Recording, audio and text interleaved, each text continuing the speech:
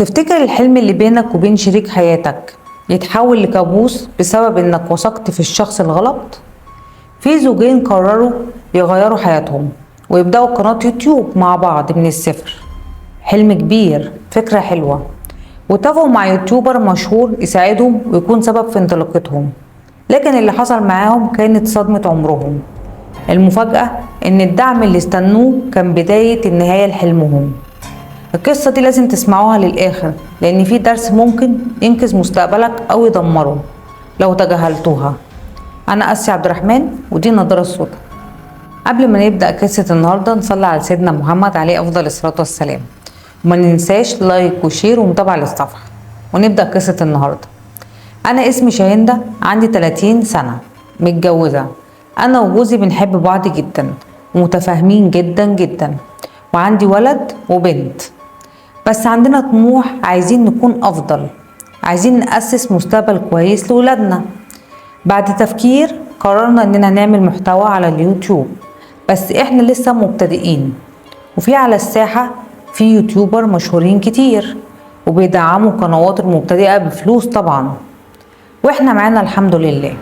فقررنا نتصل باتنين مشهورين جدا في اليوتيوب، زوج وزوجة بيدعموا القنوات. واتقابلنا معاهم واتفقنا، بس طلبوا مننا مبلغ كبير جدا عشان يصوروا معانا فيديو على القناة، واديناهم المبلغ وصوروا معانا. بس اكتشفنا ان القناة واقعة خالص. هو قال لنا ان المشكلة مش عنده، المشكلة في القناة. فعرض علينا عرض تاني، انه يعمل قناة باسمه هو وزوجته ويجمع متابعين، وبعدين يبيع لنا القناة، وبكده يدينا قناة ناجحة. وللأسف وافقنا، وبالرغم من انه طلب مبلغ كبير مقابل القناة بالمتابعين، وبعدها دفعنا الفلوس. وبعدها سافر العين السخنة.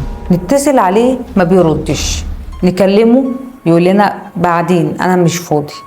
فين وفين لما اتخانقنا معاه وسلمنا القناة. طلع بخدعة جديدة وقال لنا القناة مش هتشتغل لوحدها ابدا، لازم عليها فيديو يجمعنا احنا الاربعة مع بعض. بالمناسبة الفيديو ده كان مقلب فيك، بس بشرط ان الفيديو برضو بفلوس. فركزوا معايا، الفيديو التدعيم الاول بفلوس، وبعدين قناة بالمتابعين بفلوس، وبعدين فيديو على القناة بفلوس.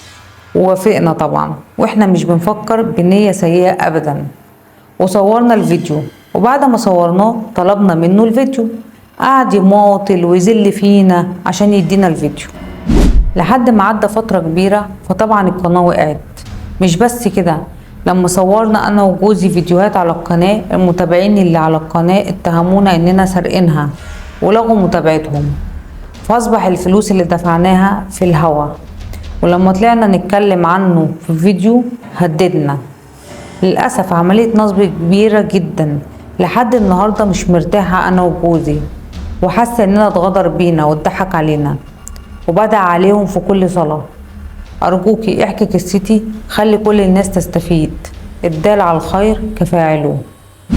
لو وصلت لحد هنا فده معناه ان الحكاية لمست فيكوا حاجة.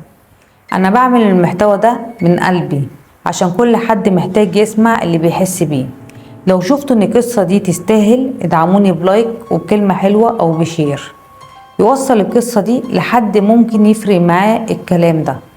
وجودك هنا مش بس بيفرق، ده بيكمل الحكاية. حبيبتي، استعوضي ربنا في اللي راح منك، وربنا ما بيسيبش حد، وحقك هيجي لو مش في الدنيا في الآخرة. انت وقعتي في شبكة نصب، بس نصب بشياكة، لان اي يوتيوبر مشهورين في شرك هي اللي ماسكة ليهم القنوات بنسبة من الارباح. وفي يوتيوبر تاني بيبدأوا مع نفسهم واحدة واحدة، وربنا اللي بيرزق.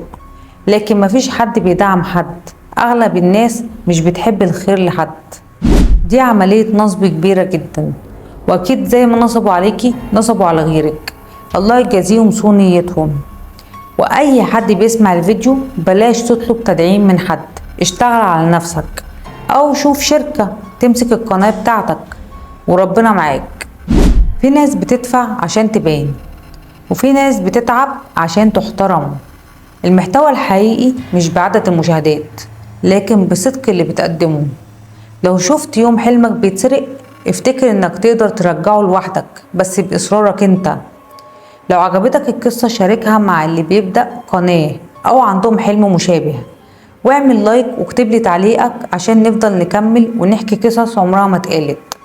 السؤال هنا، لو كنت مكان الزوجين دول كنت هتعمل ايه بعد ما تكتشف ان انت اتنصب عليك؟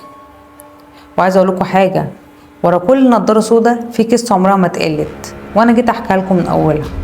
بس ما تتسرعوش لان النهايه عمرها ما كانت زي البدايه. سلام.